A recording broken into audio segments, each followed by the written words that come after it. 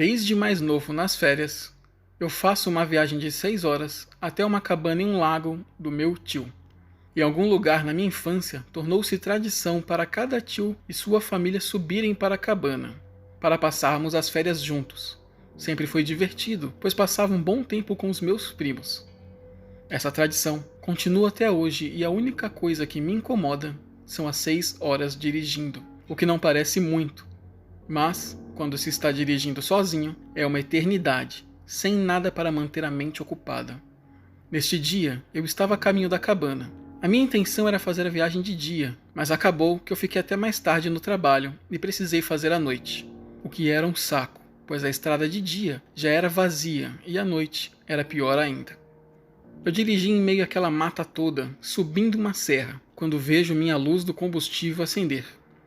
Eu tinha emprestado o carro para meu irmão mais cedo enquanto eu trabalhava, e o safado me garantiu que encheria o tanque, coisa que ele não fez. Ou esqueceu, ou mentiu para mim. Eu vim pela estrada olhando as placas para achar o posto mais próximo, pois pelo pouco de combustível, eu não ia tão longe, e não tinha outra opção de escolha naquele momento. Eu acelero mais um pouco e vejo à frente uma placa de posto na próxima saída. A placa estava escrita pichada, presa no chão. Eu achei esquisito, mas não suspeitei, pois os vendedores de frutas faziam o mesmo na região. Mais à frente, eu pego a saída e começo a entrar por aquele caminho de pedras, cada vez mais adentro, até que as pedras viram terra e apenas meu farol ilumina o lugar, quando avisto um posto ao fundo, à direita. Aquele lugar parecia abandonado, como se não abrisse há anos. As bombas foram retiradas, as janelas quebradas e o telhado estava caindo aos pedaços. Olhei para meu medidor de gasolina e percebi que provavelmente eu não andaria nem mais 1 quilômetro. Eu desliguei o carro e liguei para o setor de trânsito da estrada pedindo ajuda, passando minha localização. Eu sabia que isso ia demorar e o máximo que eu poderia fazer era sentar e esperar. E foi o que eu fiz.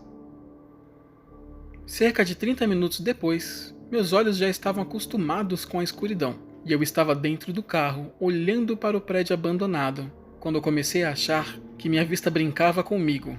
Eu vi algo se mexer pelas janelas na parte de dentro. Começo a ficar desesperado com a situação. Eu não tinha combustível suficiente para ir muito longe. Foi quando eu ouço uma voz gritar, sussurrando: "Ei, amigo, vem aqui." Eu estava com as janelas abertas por causa do calor e pude ouvir perfeitamente. Assustado, eu olho em direção à voz e vejo a figura de uma pessoa em pé do lado esquerdo do prédio da conveniência. Eu congelei no lugar, com meu coração batendo a mil, e o homem começa a caminhar em direção ao meu carro. Uma sensação de impotência bate forte em mim e eu continuo travado, sem conseguir fazer nada, até que o homem chega bem perto da minha janela do carona e fala: "Você precisa de combustível?" O cara vestia roupas de inverno e estava muito quente. Ele parecia um sem-teto. Quando eu respondo, hesitantemente: sim?" O cara começou a explicar como ele tinha um recipiente dentro da conveniência e que ele poderia me dar de graça se eu apenas saísse do carro e seguisse ele. E eu disse não. Eu não tinha mais reação e de jeito algum eu sairia da segurança do meu carro para entrar em um prédio abandonado com um maluco desconhecido. Neste momento, seu semblante muda. Ele tinha um sorriso no rosto e agora nada. Apenas uma expressão de vazio e frustração. Deve ter durado por um tempo, o que parecia um século, até que eu escuto o melhor som do mundo que eu poderia escutar naquele momento. O som do cascalho rolando debaixo de um pneu. Ele virou seu rosto para o caminhão da companhia de trânsito e correu para o prédio. E em seguida para a mata. E logo atrás, mais ou menos 8 figuras se levantaram de trás dos arbustos e correram junto com ele. Eu fiquei ali, parado no carro, assustado, e o homem da companhia de trânsito desce do veículo alguns segundos depois, vindo em direção à minha janela, com cara de confuso. Um homem grande, meio gordo, e ele me pergunta se fui eu que o chamei sobre a gasolina, e eu disse que sim, e pergunta sobre as outras pessoas, e eu conto tudo sobre o ocorrido e o quão assustador aquilo era.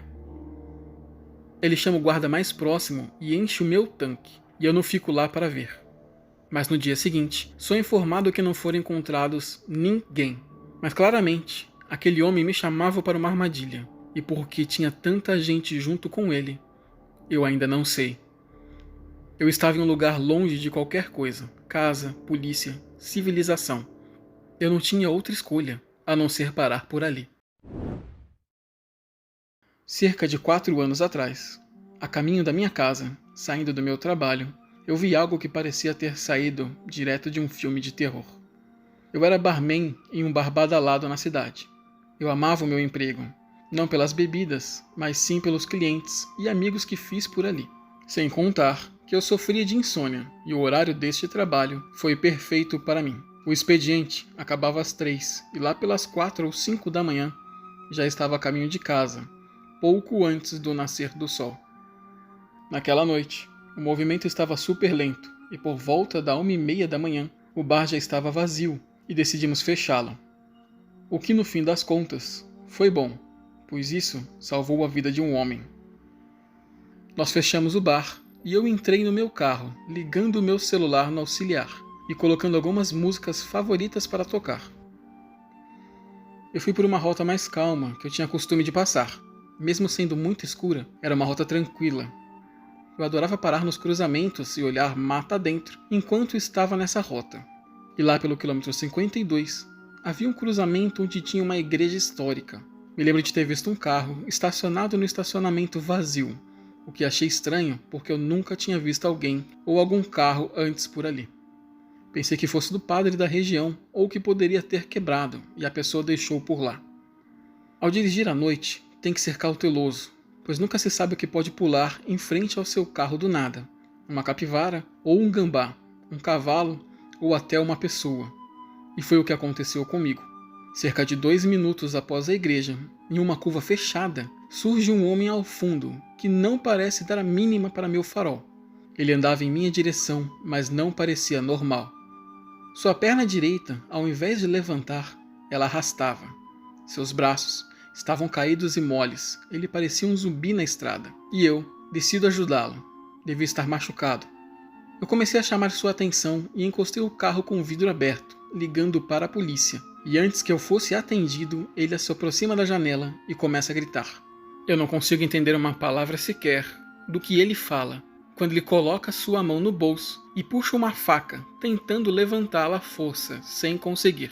Eu começo a dar ré e o atendente da polícia me atende. E eu explico a situação e ele me fala para que eu não me desespere e aguente firme enquanto a ajuda chegava. Ele continuava a gritar e a tentar apontar a faca, até que a polícia chegou e conseguiu desarmá-lo. E após uma análise, deu para saber que o homem não estava bem, que ele delirava. Ele era possivelmente vítima de um atropelamento. Correram com ele para o hospital, que conseguiram resgatá-lo a tempo, e o homem recuperou sua consciência. Eu denunciei o carro da igreja, achando que ele poderia ser o culpado, mas quando a polícia foi investigar, ele já não estava mais lá.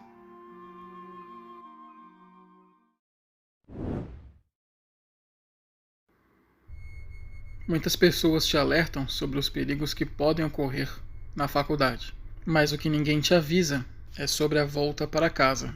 Enquanto tenho certeza que a maioria das pessoas se divertem e possivelmente até viagens memoráveis para casa com a família deles, o meu era memorável apenas porque cheguei em casa com a minha vida.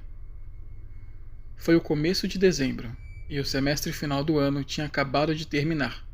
E na época, eu tinha feito planos com alguns amigos em casa para ver o lançamento à meia-noite de um filme após fazer meus últimos exames. Eu estava dirigindo conforme planejado para o shopping para encontrar meus amigos. Tinha saído do campus às 4h30. Após o filme, eu decido viajar direto para a casa dos meus pais, ao invés de dormir na universidade. E era uma viagem de 6 horas. Mas eu me sentia preparado para isso e comecei a fazer o trajeto o mais rápido possível. Eu sempre fui uma pessoa prestativa. Sei que é perigoso parar o carro para estranhos, mas sempre que via alguém quebrado ou parado na beira da estrada, eu parava e perguntava se a pessoa precisava de ajuda. Neste dia, havia um carro parado no acostamento. Já era em torno das 2 da manhã, em uma estrada secundária que cortava por dentro de alguns descampados.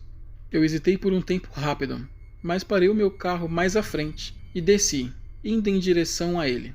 E o motorista era um homem idoso. Eu perguntei se precisava de ajuda, e ele me disse que seu pneu do passageiro havia furado e se eu poderia ajudá-lo. Eu respondo que sim e peço para que abra a mala do carro para pegar o step. Ele me abre o porta-malas e quando eu me inclino para dentro para retirar o step, o velho pressiona algo no meu pescoço e naquele momento eu gelo de medo.